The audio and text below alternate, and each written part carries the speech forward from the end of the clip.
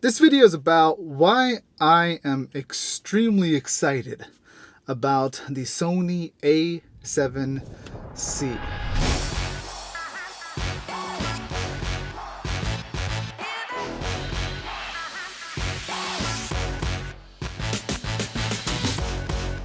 Welcome. If this is your first time here, my name is Belal Khan, marketing by profession, media by passion. This channel is all about helping you unleash your creative confidence and making your ideas real with digital media.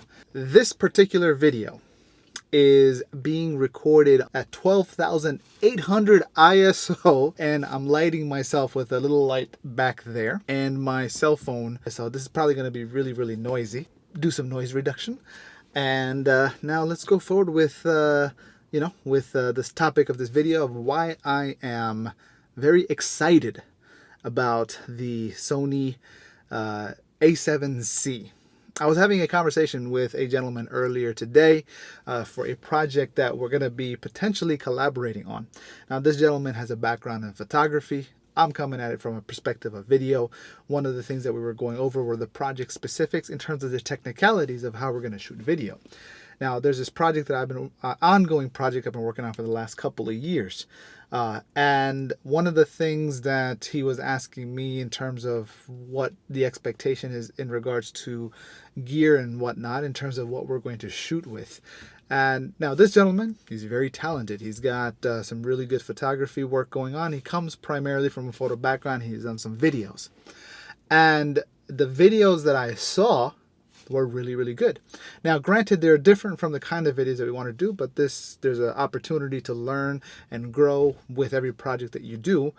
My thing was I was looking for somebody who knows how to use a camera, and I can then give them the recipe for the project that we're going to be producing. So this way, they can follow through with the vision that the project has. There's a particular look, particular straightforwardness, and it's essentially instructional content for social media, online, and for membership portals. The question that he had posed to me was, he goes, hey, you know what? I have an Olympus OMD camera, which is a great camera, by the way. And the question was, hey, why don't we, should I be getting a full frame camera with some log profiles and whatnot?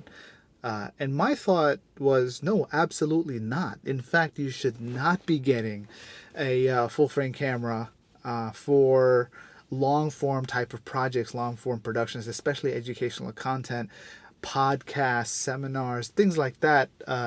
You should avoid full frame type of media or video cameras, or rather photo cameras that do videos, for a number of reasons. And I've made a video about some of my thoughts on the A7 III in terms of one of the folks that I've collaborated and worked with. They have an A7 III. They were running into issues with overheating.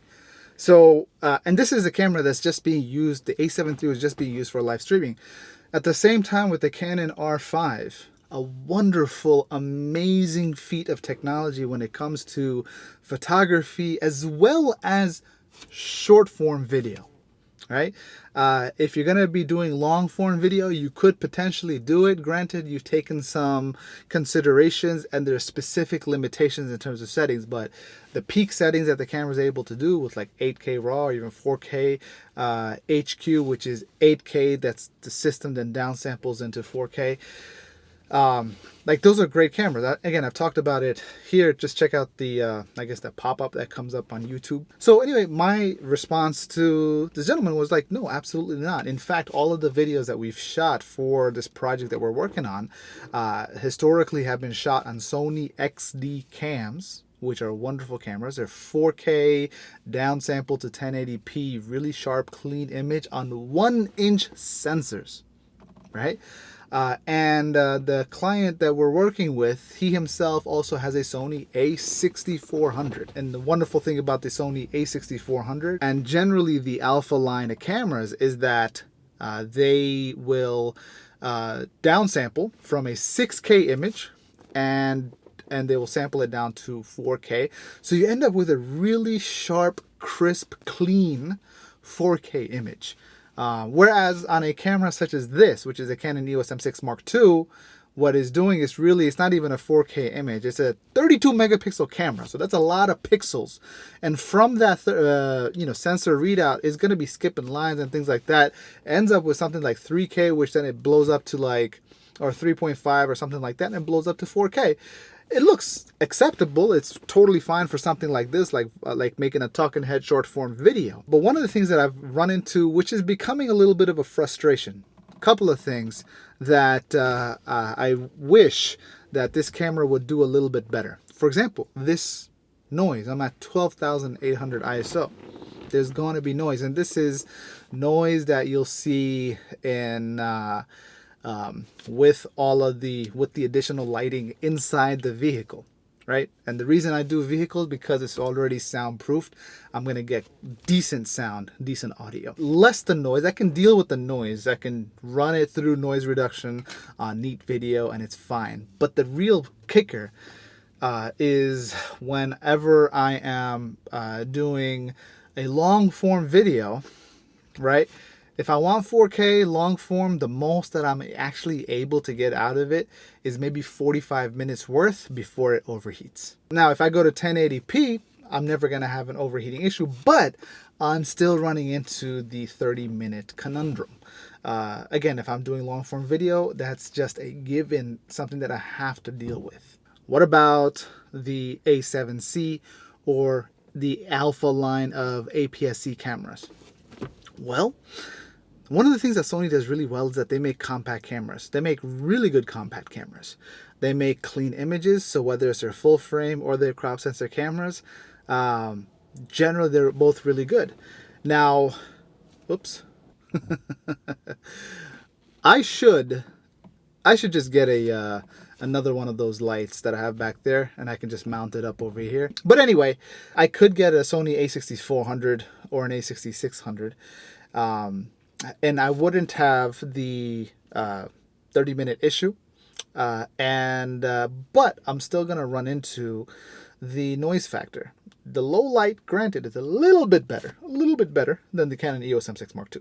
Now with A7 III, that thing is a low light beast. You could put that thing to this level of ISO, and my assumption is even if it has this amount of noise, then that could be dealt with in the sense that it's not going to be as bad because you're taking a 6K image and you're bringing it down to 4K, so each noise pixel is going to be significantly slower. Even the GH5 has kind of like that, where it takes a 5K image and it brings it down to 4K, which is fine. But because you have a smaller sensor, you're going to have to deal with issues in regards to the low light and noise and things like that. And when you run it through neat video, it just exponentially increases the render time, and being able to put something out, it just becomes a little bit more challenging. So this brings me to the things that I am excited about with the A7C. Item number one, right, is stabilization. Now, I know that the internal body stabilization system that Sony has is not the greatest.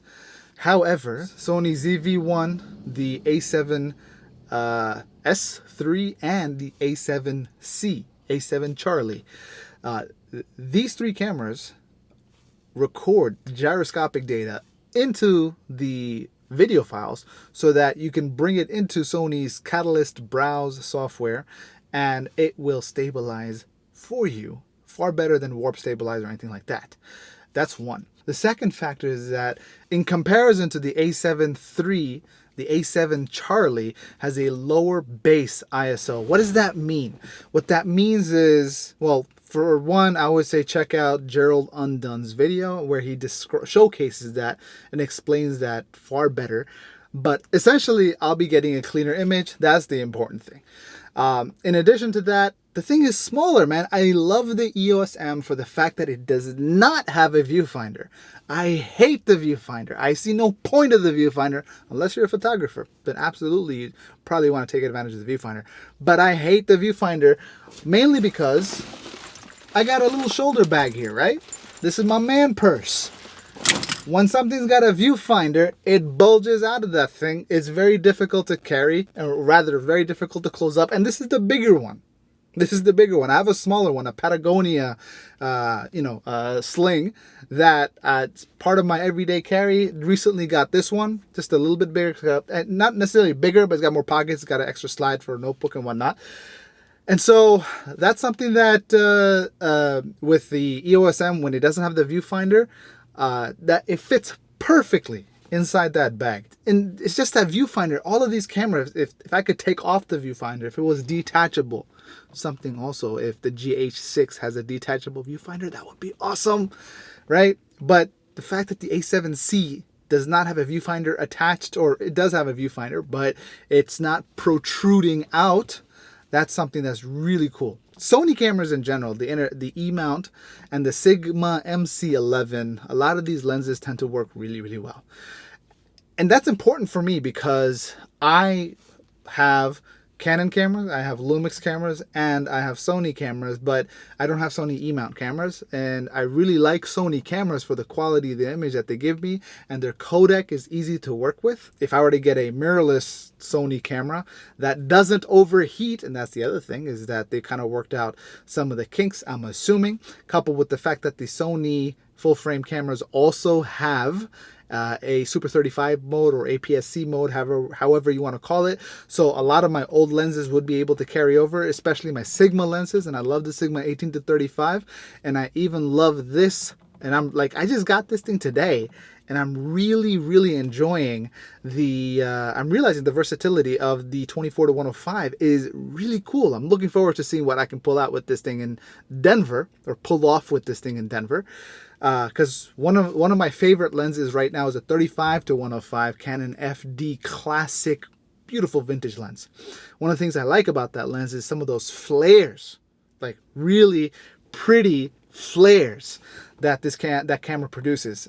And I'll probably do a review of that camera one of these days. But I've shot a couple weddings with that camera. I've traveled with that camera. My only downside is when I go selfie mode. So this is arm's length right now at 24 millimeters, and I can get all of this. Now, if I zoom in to say 35, I'm always going to be at this particular at this particular focal length. Now